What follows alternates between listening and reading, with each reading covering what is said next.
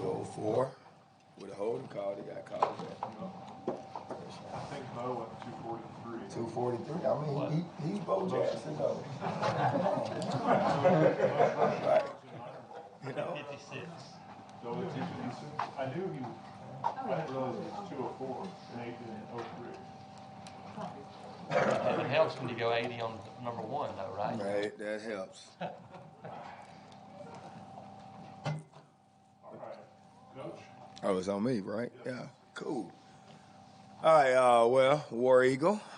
Man, I'm proud of, our players, coaching staff last week. Proud for the Auburn family to get a victory against a really good Western Kentucky team. Now we done kind of flipped the page and moved on to the Iron Bowl, so we're excited. I think as a staff, as a team, we're excited to have this challenge in front of us to play one of the not only the best team, but one of the best coaches that ever coached college football. So we are fired up and looking forward to the atmosphere in Bryant-Denny Stadium. So with that, open up with questions. Goes back, Johnny. Hey, Cal, I just wanted to ask you, Johnny Conner, ABC 3340 in Birmingham. Just wanted to ask you a little more detail about when Coach Saban came to recruit you when he was at LSU back in the early 2000s. What was that like, and what was the meeting like, and were you ever close to going to LSU? Well, actually, I stayed it was 2001. It was actually 2000 December, and I did. I enjoyed the meeting so much that I actually took an official visit. And again, like I say, I respect Coach Saban. Just what he stands for, how he challenges players, how he pours into his players, the discipline piece of it, how he's a no-nonsense guy, and his record and what he done throughout his career speaks for itself. But man, I think very highly of him. Got the opportunity to have Ronnie Brown play for him, and he enjoyed him, and most of his players that played for him truly, and enjoy him not only as a coach but a person. Jason. When you look at this matchup, you guys have been running the football, and that's kind of been your thing. Pretty good defensive front you go up against. What do you see from Alabama's defense heading into Saturday? Ooh, yeah, they physical bunch, big, long. We know about Will Anderson. He's a handful. Linebackers are downhill physical guys that can run. Secondary, very aggressive, long. So we have a challenge here, but man, we are looking forward to this opportunity, and we are going down there to fight and compete, and we are looking forward to preparing this week and see where the chips fall on Saturday. But hopefully, obviously, hope you have a good day. Like the sweater there. Appreciate it. Man, I see you.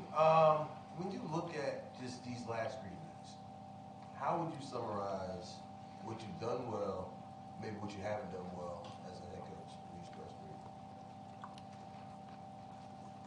3? Oh, good question.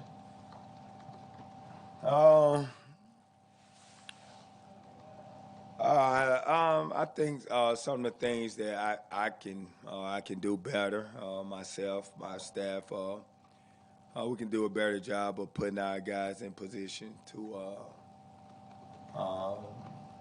be better.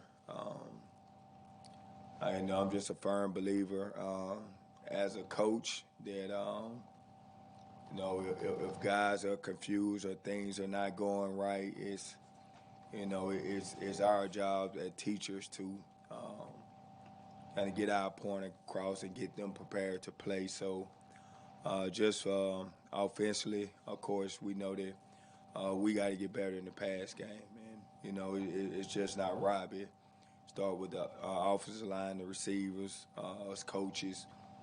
We got to come with a better plan when we have opportunity to make plays. We have to take advantage and make the plays because there was some drops and things out there. I think just defensively, just honestly believe that we got to eliminate the explosive plays over the past 3 weeks. That's when we get in trouble a lot. As you can see that second quarter of that Western Kentucky game, we had a lot of self-inflicted wounds there. Our guys kind of doing their own thing, but we got back to the basics. Those guys, got back doing what they coach, and the rest was history. You know, those guys did a good job. Cal, like, what are some of the advantages you think of you guys being so loose heading into the Iron Bowl? You know, sometimes the Iron Bowl decides the division. You know, sometimes it's a massive game. Both teams have 10 wins, whatever. What do you think are some of the advantages of you guys just, like you said, going in there, fighting, kind of seeing what happens, and playing kind of loose right now? I wouldn't say it's a advantage of playing loose. I think the most part, our guys having fun. I mean, I played this game, all 3 levels, and man, this game is about striking, it's about playing together, it's about having fun, and these kids are having fun and they're playing together. I think that's the big thing. Look, it's no magical words, it's no magical speech that I can give these or these coaches.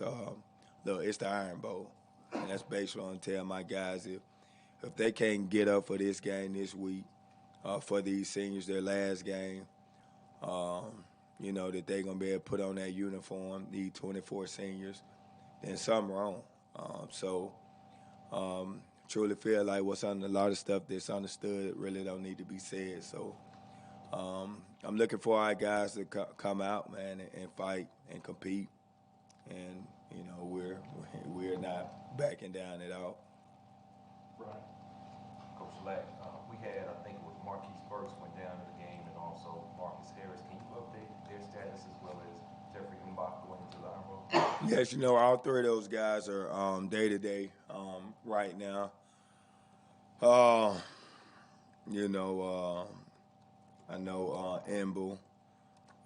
Man, we thought he had a shot last week, so again, he's day-to-day, so hopefully we can get him back because as the season been going, his arrow is going up, man. He's gonna be a good player for us, and we need all the bullets in the gun. We need everybody on deck here. We need to get as much as people playing as possible, where we can get fresh and get these guys to the 4th quarter. So, Carnell, talk about Go Crazy and the first play in 2003. How that unfolded. Wow. Of course, it was a lead draw. And, again, it was great block by Brandon Johnson on that mic there. Offensive line did a good job of knocking a hole in the defense. And then they got me on the safety, and that's the least I can do, like I say, is make the safety miss, and the rest was history, man. Usually whenever you have long runs like that, it's a total team effort. I think the receivers did a really good job blocking downfield. Jared McIntyre almost tripped me. I almost messed up my moment. Can you imagine that? No, but it's one of, like I say, man, it's one of my most memorable plays in my football career. Something I'll always be proud of, and hopefully we can have a couple long runs like that in Bryant-Denny Stadium. Do you hear the crowd coming up while you're running on a play like that? Honestly, no. It's after the fact, but when you're is pumping and you're running and you're trying to score. You kind of phase all that out, but once you cross that goal line, man, jury there was pretty loud that night. Brian Matthews. Cadillac, the defense. How proud are you of the way they played the last 3 games, particularly in the second half? And has coach been more aggressive? Did you ask him to be more aggressive, or is that just how the sort of season's gone on that side of the ball? Well, honestly, 3 weeks ago when I had named the interim coach, I just kind of told all the coordinators, special teams, from offense to defense, is simplicity is best right now. I need these guys playing fast, and what we don't got in scheme wise or player wise, we can make it up with our effort, getting 11 guys to the ball. But we just need these kids to play fast, and these kids, they're smart. We got great coaches that have been around the game a long time. Where as we get these guys confidence. The game of football is about confidence. So the more confidence that these guys got are stopping guys and striking guys, where now we can add a little bit here and there. But for the most part, just simplifying things and, doing what our players can actually do good. I think from defensively and offensively, and special teams, we are taking advantage of that. Go back left, Ryan. Coach, being someone that grew up in the state, what would a win in the Iron Bowl mean to you and your family, just growing up knowing this rivalry?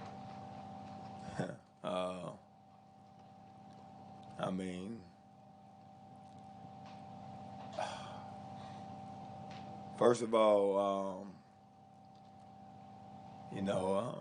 don't want to make this about me. It means so much to me for these seniors, to be honest with you. We got a group of guys in that locker room nobody have ever won in Bryant-Denny Stadium. So to come out with a victory, that will be huge. But again, and I honestly mean this, and whatever happens on Saturday, I want us to enjoy it today. The process start today. We start our practice, our walkthrough. We start grinding. We start working. So in order for us to even have a chance for Saturday, we have to take care of today. And to me, it's our mindset. And that is what, starting at 5 o'clock, we are not worrying about, Saturday. Like, we have to take care of Monday to give us opportunity to even have a shot on Saturday. Brian. Carnell, I know you have a lot of preparation to go through for it, but are you going to have the chance to have a normal Thanksgiving dinner with your family and stuff like that, and sit down and kind of enjoy the holiday? No doubt, I am. I'm gonna eat my chitlins. I'm gonna eat my dressing, my cornbread, my mama famous cornbread. I'm a turkey. Greens. This is Thanksgiving, Christmas, some of the best times of the year. And regardless of what I got going on, I value my family time, and Lord knows I value the food. So I am going to enjoy Thanksgiving. Yes, I am. What about deviled eggs?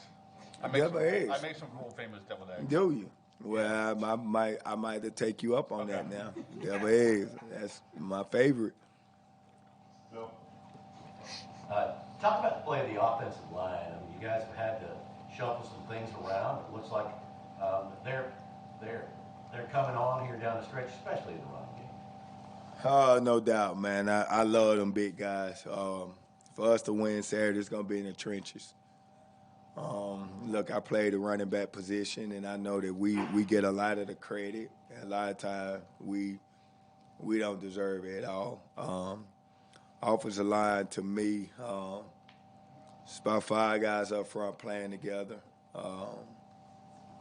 And if we play together and we fight and we all be on the same page and we get Tank, Jarquez, those guys looks, and those guys get the break tackles and run clean and pressure line scrimmage, man, anything can happen. So, man, I'm very appreciative of those guys up front, the way that they done came together. And they're fighting, no quit on them. I know Western Kentucky, at first half, we were struggling. Challenged those guys, challenged the running backs to, look, we are just getting, they're outplaying us. They're playing harder.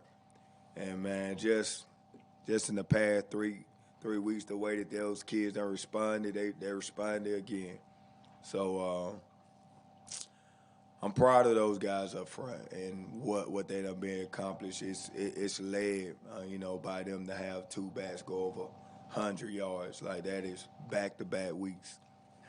That is, that's a credit to those guys up front. I'm going to say far right, Justin.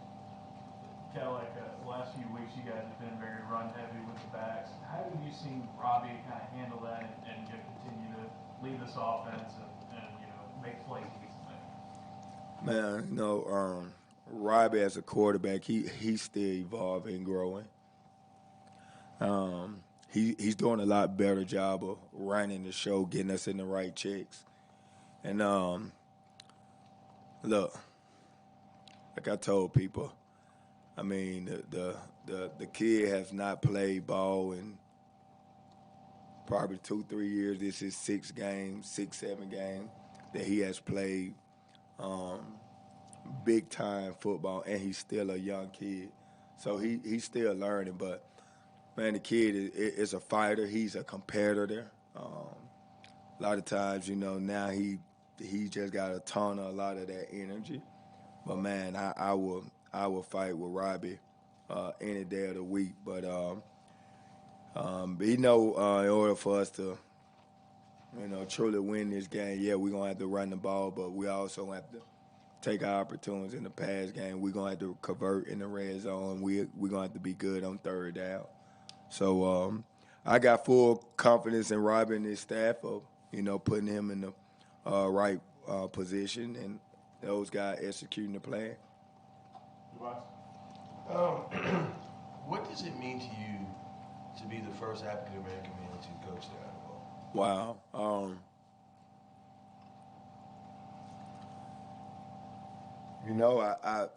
I seen that this morning, and honestly felt bad because I sometimes get so caught up in the moment where it didn't even hit me, honestly, until I seen it this morning, and I was like, wow, like, that's pretty cool. Like, it's all this is like just a shock, what a blessing it is. And honestly, I've kind of been this my whole life. I'm sure later on I will reflect on it and truly enjoy it. But man, right now I'm just in the moment. I'm just doing what I can each and every day. I know the responsibility of having that, of being the first in it to do anything. So, man, I'm honored. I'm blessed. I give credit to the people that before me that paved the way for myself to have this opportunity, because Lord knows it's a lot of guys that look just like me that actually can do a doggone good job in this seat. So, man, I'm honored, but I'm just in the moment and just chopping wood, just trying to win a ball game.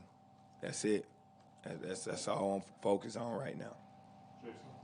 Okay, like you lived a coaching staff that had to work with somebody else's offense in 2003. You saw that. Just talk about how difficult the job has been to take over somebody else's offense in the middle of a season and do the things that Will and Ike and you guys have done on offense. That's a great point.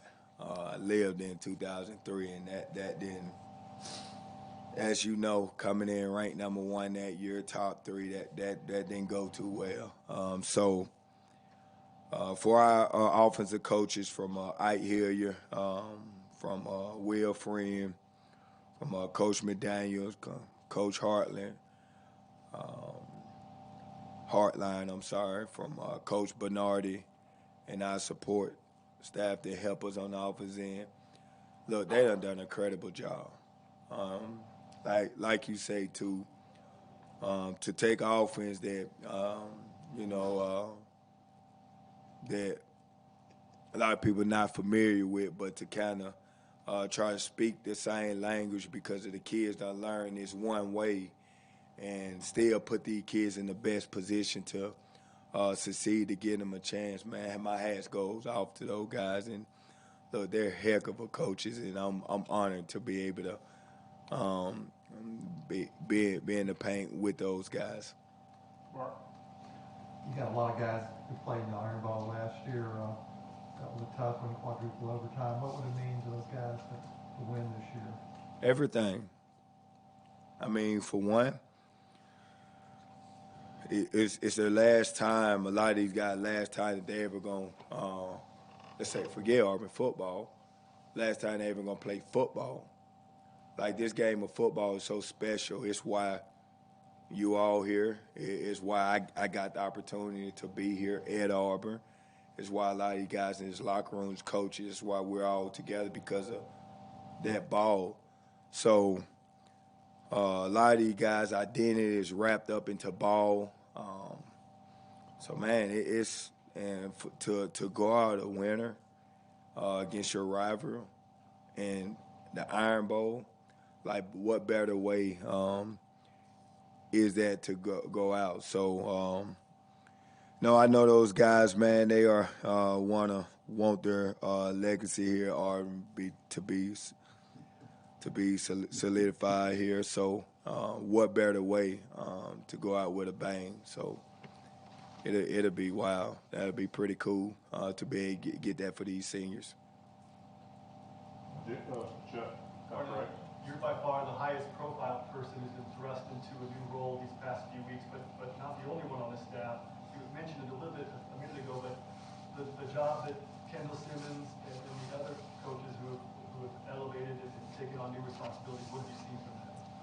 Oh, my sorry. Yeah, Kendall Simmons did not name Kendall. That's right. You're right. Wow. Honestly, Kendall been here since 2019.